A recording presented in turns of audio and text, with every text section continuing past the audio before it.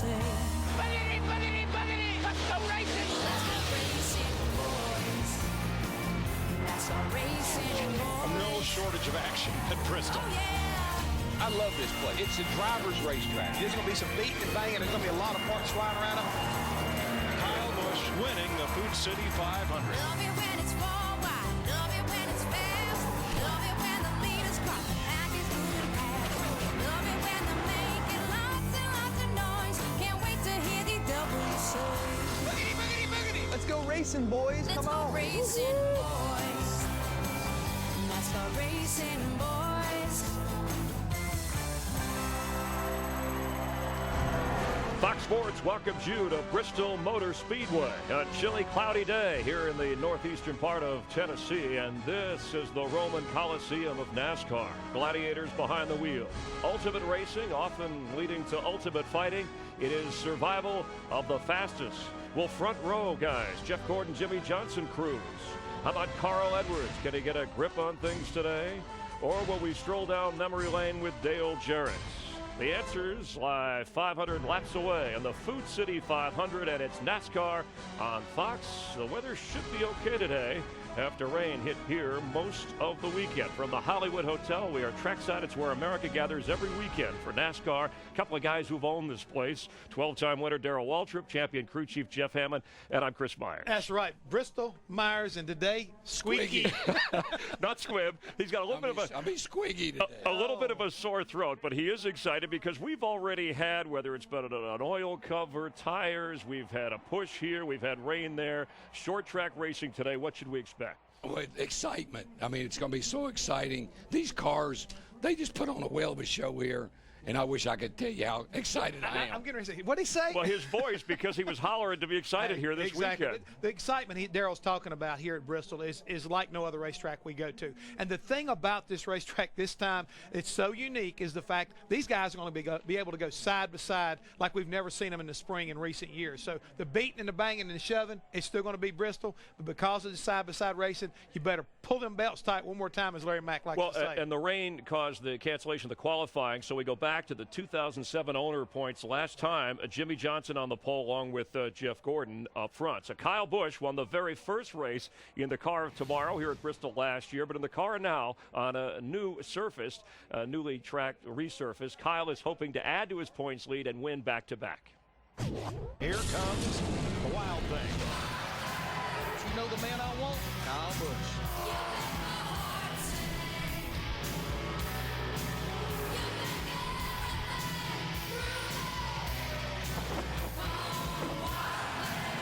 This kid he's a TV show in himself. Wild thing, Kyle Busch. 4 straight top tens at Bristol. Kyle joining us live, waving to the crowd and talking to us. Kyle, thanks, and congrats on the start so far. How about just a quick assessment? What's the biggest difference going from Hendrick Chevrolet to Gibbs Toyota? What stands out? Well, I mean, the biggest thing that stands out is obviously both have great equipment. You know, the Gibbs organization and working with Tony and Denny and these guys, you know, they've got their stuff together. It's no slouch over here. So, you know, to have some fun that we've had with the Gibbs organization and with Toyota so far, we've run real well and we've been fast everywhere we've been. So that's been cool. And, you know, just being able to keep it up front and, you know, keep M&Ms and Snickers and everybody, trying to get them back to victory lane, which luckily we were successful at last week. Hey, Kyle, it's a DW. I hope you can understand me. I can't hear you. What'd you say? Hey, you can't use that aggressive style today. You're going to have to be a little conservative.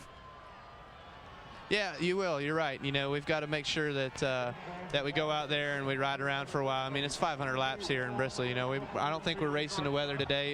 Yesterday we were, and you know, we got caught up in that deal real early, like lap 15 or something like that. Just some impatientness by some other drivers and stuff like that got us caught up in that. But you know, here today I feel like we'll be all right, and you know, we can ride around for a while and take it easy and let the track sort of come to us a little bit, get some rubber down, and you know, make it more successful. Kyle, I really need for you to listen to what we've got coming up next. I'm still not a very big fan of these things. I can't stand to drive them. They suck. Now, were you able to hear what that was said? I mean, last year when you were in Victory Lane here, you really did not like this new car. How's your feelings after having basically a year under your belt with it? Oh, we lost him. But you know Kyle's made it big when Dick Berggren is his bodyguard. Oh, Did you see him riding along there? So, and he really didn't want to answer that question, right? you sound good. Okay. Hey, you want to make a note? Because we are at Bristol. You can write me notes, and I'll be glad to relay. You're going to have to. Yeah. All right, to save your voice a little bit, let me get your thoughts on the kind of driving style, and Darrell can relate the aggressiveness here, what he has to do on this track. Kyle Busch has been successful here, so he understands what he has to do. He does understand that, and again, the tires today are going to be a big factor, and if you get too aggressive, I mean, we know he can get up on the wheel and hustle around here. He can sling that car from the bottom, the top, no matter where it is, and make it stay going straight. But the thing is today, he's going to conserve the tires. Conserving the tires. People will get out of his way, though, I bet you. All right. They see him coming, they'll get out of his way. Hey, you'll have to conserve your voice a little bit. We have a lot more to come as we count you down to the start of today's race. Here's what's around the turn. Is it a good year for tires? We're going to stack up the info, follow the trends, and give you more info. No one likes a temper tantrum, but on the hit list, drivers will give you their take. He's got a championship, 32 wins, and delivers the look of a winner. Today is Dale Jarrett's last race. And in the AutoZone pit zone, Jeff making noise, DW back on track. Plus, it's bumper to bumper with our gas and go questions and a surprise that'll knock all of you out of your seat. I promise. It's NASCAR on Fox from Bristol. That's how your throat went. I believe old Junebug's pretty hungry. Dale Earnhardt Jr., the 88 car. Bristol, the 5th of 36 races, the Sprint Cup point standings. Junior moving up from 10th to 6th. How about Brian Vickers, a bit of a surprise name in the top 10. Starting with the next race in Martinsville, the top 35 drivers in this year's owners' points automatically make the field for each race. So that'll make today for some desperate drivers. Kyle Petty, Sam Hornish Jr. right now on the outside. Mayfield, Yaley just on the inside. So who's the heat on today? I think that he's got to be on a guy like Kyle Petty because of the fact he runs so well here, Chris, and he needs to get that 45 car up in there. And we've seen him do it before. But the guys like Michael Waltrip, Dale Jarrett, a lot of these guys, they've got to get up there today and fight hard. Don't forget the Pettys have got a former champion in their stable, too, that they could use that champion for visual, move those points around. That could be a possibility. Yeah, Hornish Jr. has never run on this track, so a challenge doubly for him. All right, if you think the tire story is tiresome, what if you were driving them? Last week in Atlanta, there were no blowouts, just a blow-up from Tony Stewart, saying the tires were too hard for the track and made the car extremely difficult to drive. He finished second, but called the most pathetic racing tire that he's ever used in his professional career.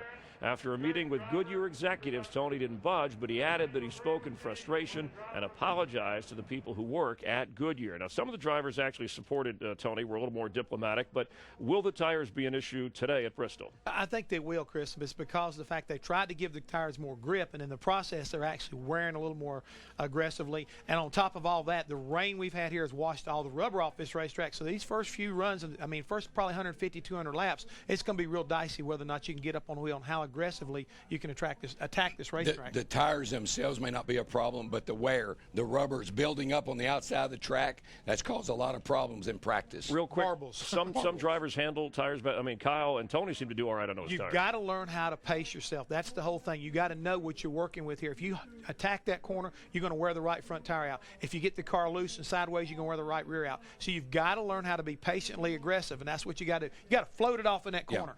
I need Darrell Walker driving today. You got to slow down to go fast. Exactly. You got to remember that. Slow down and go fast. And if you have a question like that, you can go to foxsports.com, Ask the Pros, built by the Home Depot. Anytime, anything you want to know, type in your question. Darrell, Jeff, Larry Mack, they're there 24/7 to answer it. Just like here, go to foxsports.com/Ask the Pros, and we appreciate Home Depot helping us out on that. Today, we say thanks for the memories. 51-year-old Dale Jarrett will make his 668th Cup start and then call it a career. In his first race at Bristol back in 1986, he finished 29th out of 30 and won $990. But since then, Dale's achieved fame and fortune. Growing up, he actually wanted to be a golfer. Instead, he's become a NASCAR master. Made my NASCAR debut back in 1984. To put that in perspective, our points leader, Kyle Busch, wasn't even born yet. I visited Victory Lane over 30 times, 3 times as a Daytona 500 champion, and once, in 1999, I was the Cup champion. I've raced over 185,000 laps. I've pretty much seen and done it all in racing.